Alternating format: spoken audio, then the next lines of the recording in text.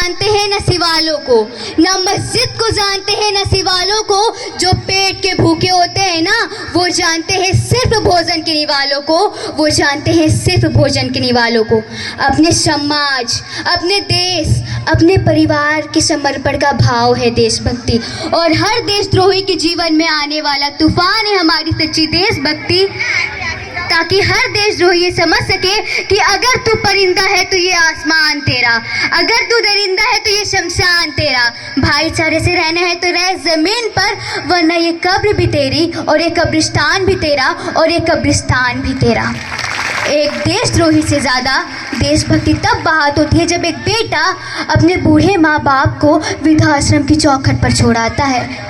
करा उठती है वो देशभक्ति जब मुसीबत में फंसे लोगों की जान बचाने से ज़्यादा हम सेल्फी लेकर अपने लाइक बढ़ाने में लगे रहते हैं। आज के उस दौर पर वो युवा जिनके ऊपर जिम्मेदारी थी अपने समाज, अपने परिवार, अपने राष्ट्र की आशाओं को बांधे रखने की, वही युवा 4x4 की छोटी सी स्क्रीन पर अपनी कोमल उंगलियों से अपने भावनाओं के इमोजी भेज रहा है।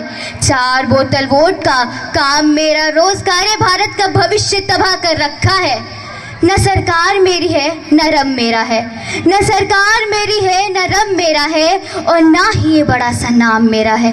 बस इतनी सी बात का गुरूर है मुझे, मैं भारत की हूँ और ये भारत मेरा है और ये भारत मेरा है। परंतु एक वैचारिक बीमारी मुझे अपने समाज पर नज़र आती है। कहा जाता है हम दुनिया के सबसे बड़े लोकतंत्र हैं, जहाँ हिंदू पैदा होते हैं, मुस्लिम, सिख, ईसाई भी पैदा होते हैं, पर बदकिस्मती से कभी इंसान पैदा नहीं होते। और मेरे विचारों में न हिंदुओं की ज़रूरत है न मुसलमानों की, न हिंदुओं की ज़रूरत है न मुसलमानों की। राष्ट्र निर्माण के लिए ज़रूरत है अच्छे इंसानों की, राष्ट्र निर्माण के लिए ज़रूरत है अच्छे इंसानों की। जरा सोच कर देखिए, ये पेड़ पौधे शाखाएं भी परेशान हो जाएं अगर परिंदे भी हिंदू और मुसलमान हो जाएं, अगर परिंदे भी हिंदू और मुसलमान हो जाएं। एक सैस्टिक बीमारी भी मुझे अपने समाज पर नज़र आती है।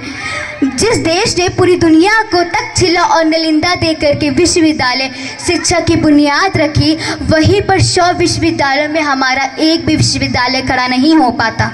जहां एक और IIT, IAM, NIT जैसे शिक्षा संस्थान हैं, तो दूसरी ओर गरीबों को बेरोजगारी के संस्थान पर खड़ा करके उनके हाथों में झुनझुना पकड़ा दिया जाता है।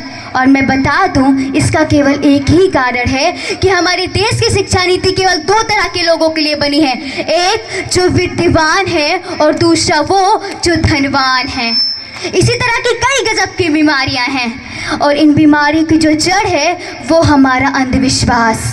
मेरे विचारों में इस देश का युवा जब तक अपनी सफलता के लिए मंदिरों में जा जाकर नारियल फोड़ फोड़ कर भगवान को रिश्वत लगाता रहेगा ना, हमारे समाज का शिक्षित वर्ग ही यही है कि बिल्ली के रास्ता काटने पर खड़े हो जाना, अपनी जाति, अपने धर्म को ऊंचा मानकर दूसरों की धर्म और जाति की अवहेलना करना। तब तक ना ही अपने देश का राष्ट्र निर्माण संभव होगा और ना ही अंधविश्वास खत्म होगा।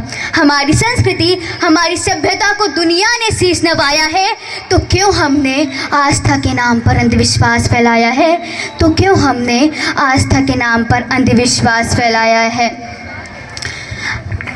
अंत में बस इतना ही कहूँगी, मेरे विचारों में राष्ट्र निर्माण तब संभव होगा जब महिलाओं की पूजा नहीं इज्जत की जाएगी। राष्ट्र निर्माण तब संभव होगा जब स्वच्छ अभियान के लिए केवल सरकार ही नहीं, सड़क पर चलता हर वो नागरिक हाथ बटाएगा, स्वच्छ भारत, स्वस्थ भारत को दिल से अपनाएगा। बड़ी बड़ी बातें नहीं, छोटी छोटी कोशिशें करनी होंगी, क्योंकि ठोकर हमें पहाड़ से नहीं पत्थरों से लगा करती हैं। अंत में बस इतना ही कहूँगी कि अटल जी ने शायद ये कहा था कि भारत कोई भूमि का टुकड़ा नहीं, भारत एक जीता जाता राष्ट्र पुरुष है। अटल जी ने कहा था कि ये नंदन की धरती है, अभिनंदन की धरती है, ये अर्पण की भूमि है, ये तर्पण की भूमि है। इसका नदी नदी हमारे लिए गंगा, इसका कंकड़ कंकड़ हमारे लिए शंकर है। हम जिएंगे तो इस भारत के लिए, मरेंगे तो इस भारत के लिए, और मरने के बाद भी जब हमारी गंगा जल में हमारी अस्थियों को कोई कान लगा के सुनेगा ना, तो एक ही आवाज आएगी, भारत माता की जय। जय हिंद, वंदे मातरम।